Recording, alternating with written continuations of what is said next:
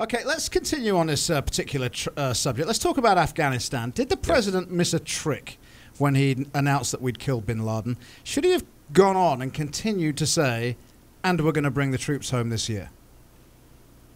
No, he should not have said that, and here's why. Okay. He's not going to be able to bring the troops home this year, even though he promised that during his campaign. Mm-hmm. We've got 100,000 people over there. Yep. Secondly, the government is in disarray. It's unstable. Thirdly, most of us aren't clear what the mission is and what's in the best interest of the United States. Now the relationship is becoming strained, so I don't think he could say it because I don't think it's possible to do by July 2011. Mm-hmm. Well, you, of course, were criticized for not having an answer to a similar question in a debate in South Carolina.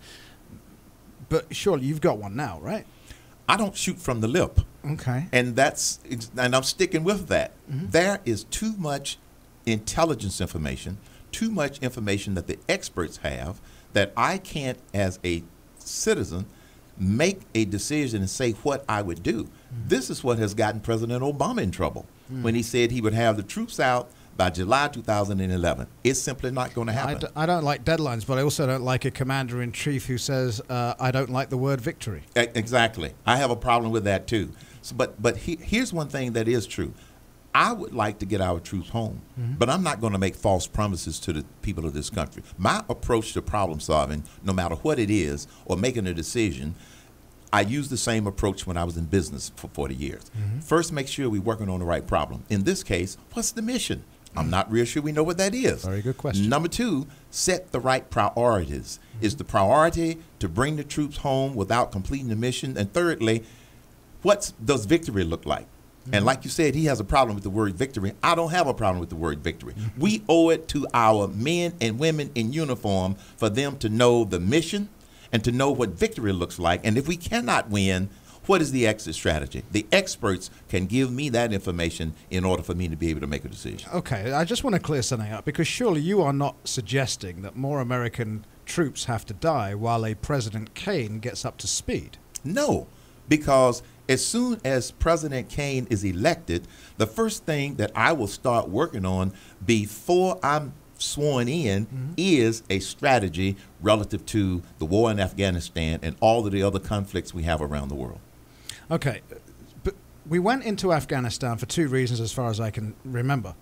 See, we went in to take out bin Laden, yes, and we went in to get rid of the Taliban. Well, now we certainly have now achieved the first one, because bin Laden's gone. We did achieve the second one fairly quickly, but they're coming back now. They're coming back. And there doesn't seem to be any way to extract yourself from Afghanistan. It's been repeated over and over and over again as a great study of history. There's no way to win in that country. That's why I raised the question. Is victory leaving and then the Taliban comes back? Or is victory defined as totally eliminating the Taliban? No one has answered that question.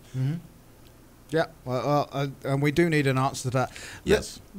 There does seem to be some doubt as to whether you've ever traveled abroad. So let's clear that up. Have you? I've been to South Africa. I've been to Germany. I've been to France. I've been to Brazil. I've been to Italy. I've been to China. Got my answer. Thank you very much. Okay. I have been outside the borders of the United States of America. All right, because the thing that you're most often criticized for is about foreign policy, yes, and this lack of experience / knowledge, and that's why some of these rumors spread up on the net. I asked you that. I did know the answer, by the way, but I asked you that question to give you personally a chance to clear it up. So how do you answer those critics who say you've got no foreign policy experience whatsoever? I say they're absolutely right. However, I do have foreign policy experience when it comes to understanding businesses in other countries. You see, foreign policy isn't just about bombs and bullets. It's also about economics, because if you look at every one of the countries around the world where we have some sort of relationship with, economics is usually right in the middle of it in terms of what's in their best economic interest, what's in our best economic interest. In some cases, we have military interests and they have military interests. But in many of these situations, there's an underpinning of an economic objective associated with it. So when they say you don't have foreign policy experience, no, I haven't worked in the State Department, and no, I haven't, served as an ambassador. But what I do understand is how economics impacts nearly every decision and every relationship we have around the world. Okay. Just before we have to go to the news at the bottom of the hour, I do want to talk about oil. The president seems to have been loosening the faucet because he recognizes, I think, that this country will not re-elect a president with $4 or $5 gas. That's clearly not the right reason to be loosening the faucet. What is your policy on oil? I believe that we should have, and I will develop, I'm already working on a real energy independence strategy.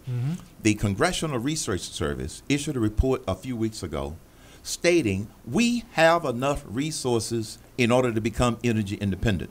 And if we put together a serious plan, announce it to the world, it will cause speculators to stop speculating up and then start speculating down. Now, when the president says that, when the president says that he's going to, loosen the spigot, I'll believe it when I see it.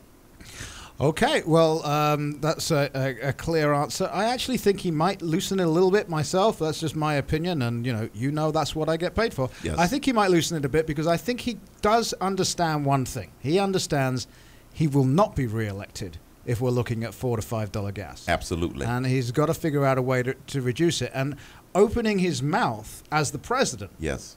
I said the other week, if he said, we're going to drill everything we've got, if he just stood up and said, we're going to drill Anwar, we're going to drill in the Gulf, we're going to drill absolutely everywhere, yes, you're going to see gas fall probably as much as 50 cents very, very quickly, just because he said the words. If he backs it up with the actions, in other words, if the EPA and the Interior Department actually loosen their grip that's preventing oil companies from doing that, you're absolutely right. It could go down even further. Yeah. But I'm not a believer yet that his administration is going to actually do that, even though he has said it. I think he's testing the waters. That's my opinion. He's testing the waters right now because we're too far out from the election anyway. Yes. He's seeing whether the power of his words is enough to drop the price. Right. And then you're right. I don't think he will do it.